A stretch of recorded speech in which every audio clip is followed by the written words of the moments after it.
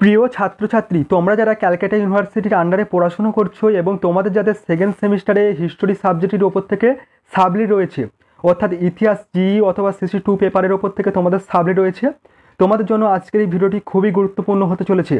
কারণ আজকের এই ভিডিওটিতে তোমাদের জন্য বাছাই করা 4টি মোস্ট ইম্পর্টেন্ট 5 নম্বরের কোশ্চেনের অ্যান্সার নিয়ে আলোচনা করব। কোশ্চেন 4টি ছিল, দেখো। প্রথম কোশ্চেন ছিল হর্ষচরিত এর ওপর সংক্ষিপ্ত টিকা লেখো, মোস্ট ইম্পর্ট্যান্ট একটি কোশ্চেন। এবং দ্বিতীয় কোশ্চেন ছিল গুপ্ত যুগের বৈজ্ঞানিক কৃতিত্ব সম্পর্কে আলোচনা করো, মোস্ট ইম্পর্ট্যান্ট একটি কোশ্চেন। এবং 3 নম্বর প্রশ্ন ছিল চোলদের স্থানীয় সাহিত্য শাসন সম্পর্কে একটি টিকা লেখো, ভেরি ইম্পর্ট্যান্ট একটি কোশ্চেন। এবং 4 নম্বর প্রশ্ন ছিল দ্বিতীয় পুলকেশীর কৃতিত্ব বর্ণনা করো।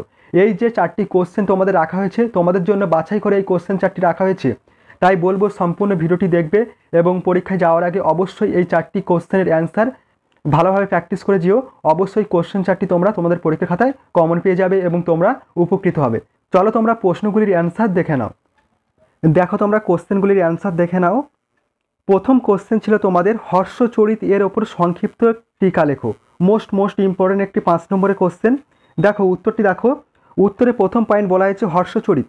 7ম শতাব্দীর ভারতবর্ষের ইতিহাসে বাণভট্টের লেখা হর্ষচরিত গ্রন্থটি সে যুগের ইতিহাস রচনার অন্যতম উপাদান।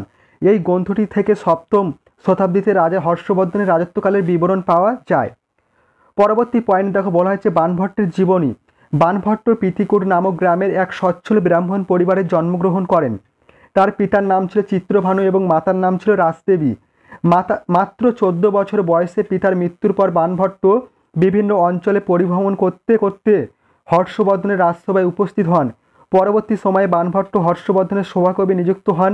তার লেখা দুটি বিখ্যাত গ্রন্থের নাম হলো হর্ষচরিত এবং কাদম্বরী। পরবর্তী নেক্সট পয়েন্ট বলা হয়েছে হর্ষচরিতের বিষয়বস্তু। বাণভট্টের লেখা হর্ষচরিত গ্রন্থটি হর্ষবর্ধনের জীবনী গ্রন্থ। সংস্কৃত ভাষায় লেখা এই গ্রন্থটিতে মোট 8টি অধ্যায়ে বিভক্ত।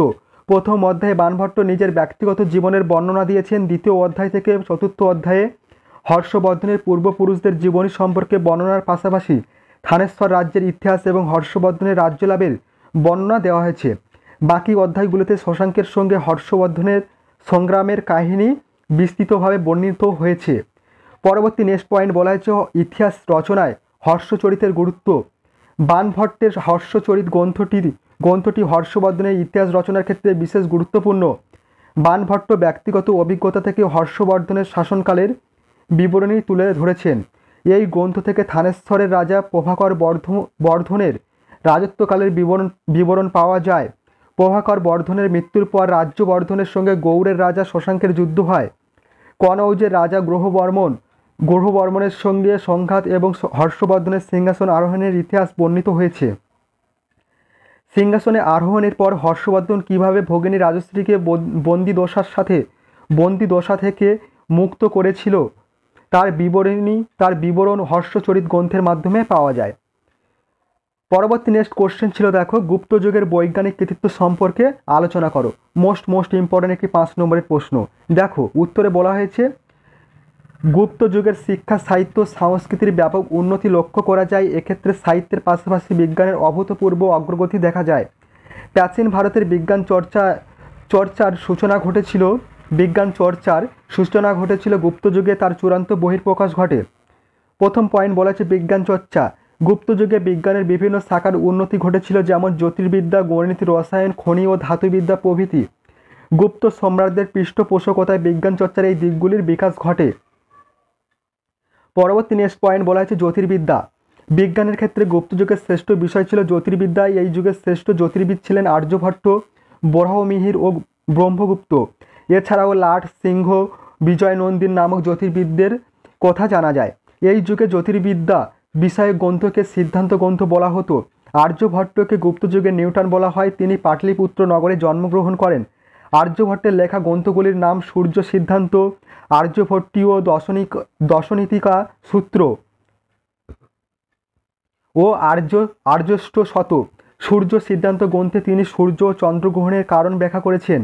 এছাড়াও পৃথিবীর আকৃতি, আহ্নিক গতি ও বার্ষিক গতি আবিষ্কার করেছেন। পরবর্তী নেক্সট পয়েন্ট বলা হচ্ছে ধাতুবিদ্যা। অমরকোষ গ্রন্থ থেকে সোনা, রূপো, তামা, লোহা প্রভৃতির ধাতুর ব্যবহার সম্পর্কে জানা যায়। এছাড়া বরাহমিহিরের বৃহৎ সংহিতা গ্রন্থে ধাতুবিদ্যা বিষয়ের বিবরণ পাওয়া যায়। রসায়নবিদ্যাকে কাজে লাগিয়ে গুপ্তযুগে বহু ধরনের জিনিস তৈরি করা হতো। চন্দ্ররাজ্যের লৌহ স্তম্ভটি গুপ্তযুগের ধাতুবিদ্যার অন্যতম উদাহরণ। পরবর্তী নেক্সট পয়েন্ট দেখো, গণিতশাস্ত্র। গুপ্তযুগে গণিত চর্চার উন্নতি ঘটেছিল। আর্যভট্ট বীজগণিত ও জ্যামিতি সম্পর্কে আর্যভট্টীয় নামে গ্রন্থ লেখেন। এই গ্রন্থে তিনি বীজগণিত ও জ্যামিতির বিভিন্ন ব্যবহারিক প্রয়োগ সম্পর্কে আলোচনা করেছেন। আর্যভট্ট গণিতশাস্ত্রে প্রথম দশমিকের ব্যবহার করেন।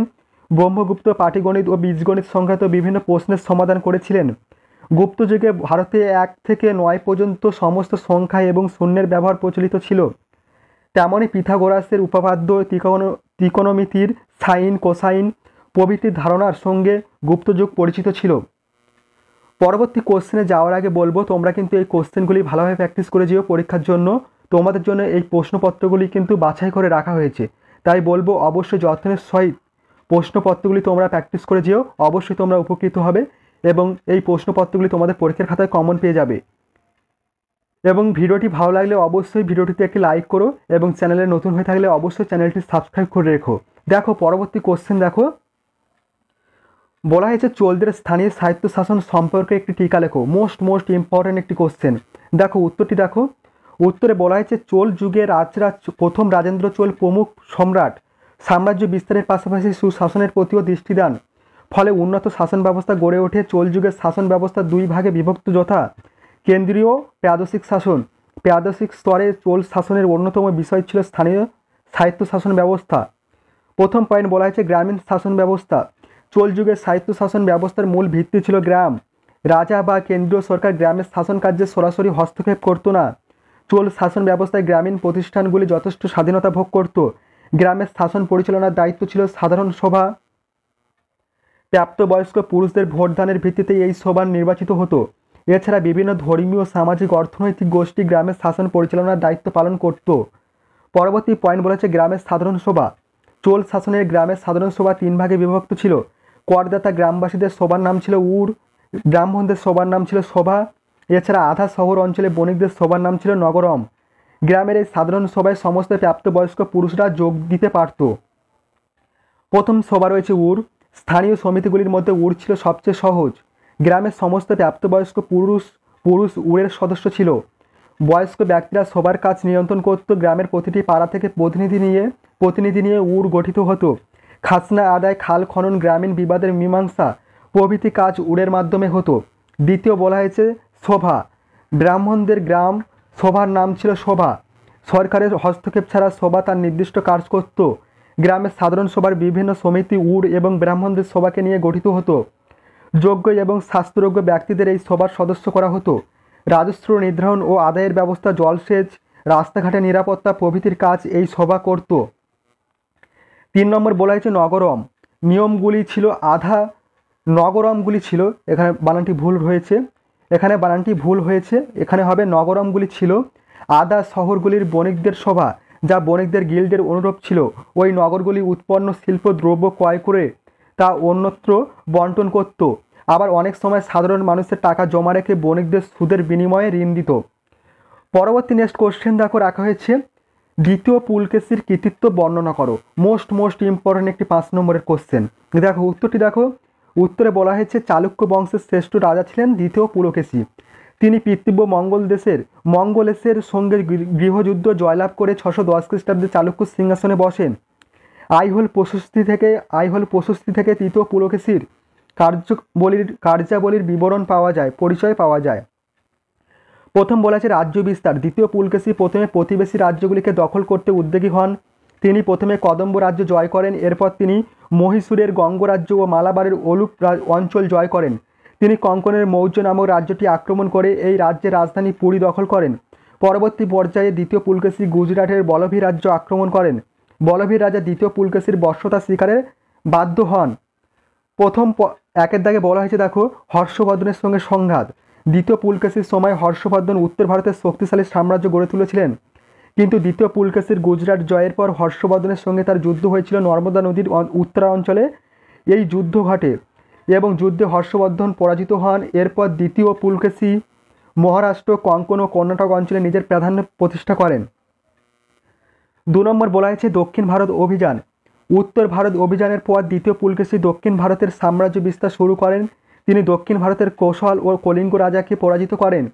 তিনি কৃষ্ণা গোদাবরী অঞ্চলের ছোট ছোট রাজ্য জয় করে তার ভাই বিষ্ণুবর্ধনকে সেখানকার সিংহাসনে বসান। এরপর দ্বিতীয় পুলকেশী তুঙ্গভদ্র নদী অতিক্রম করে পল্লব রাজ্য আক্রমণ করলে চালুক্য পল্লব সংঘর্ষ শুরু হয়, যা প্রায় 100 বছর চলেছিল। দ্বিতীয় পুলকেশী রাজা প্রথম মহেন্দ্র বর্মনকে পরাজিত করেন এবং চোলদের সঙ্গে মিত্রতা স্থাপন করেন।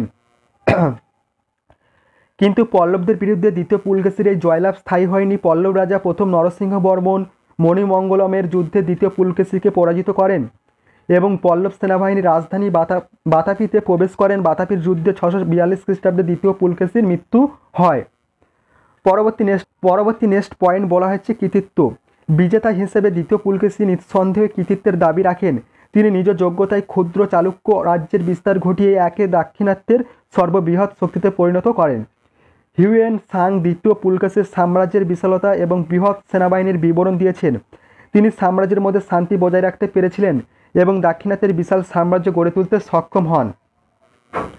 এই ছিল তোমাদের সম্পূর্ণ কোশ্চেন 4টির সম্পূর্ণ অ্যান্সার নিয়ে আলোচনা করা হলো। মোস্ট ইম্পর্টেন্ট তোমাদের এই প্রশ্ন 4টি তোমরা অবশ্যই ভালোভাবে যত্ন সহকারে প্র্যাকটিস করে যেও। অবশ্যই তোমরা উপকৃত হবে এবং প্রশ্নপত্রগুলি তোমাদের পরীক্ষার খাতায় কমন পেয়ে যাবে। ভিডিওটি ভালো লাগলে অবশ্যই ভিডিওটিতে একটি লাইক করো এবং তোমরা যারা আমার চ্যানেলে নতুন আছো অবশ্যই চ্যানেলটি সাবস্ক্রাইব করে রেখো এই ধরনের গুরুত্বপূর্ণ ভিডিও আরও পাওয়ার জন্য।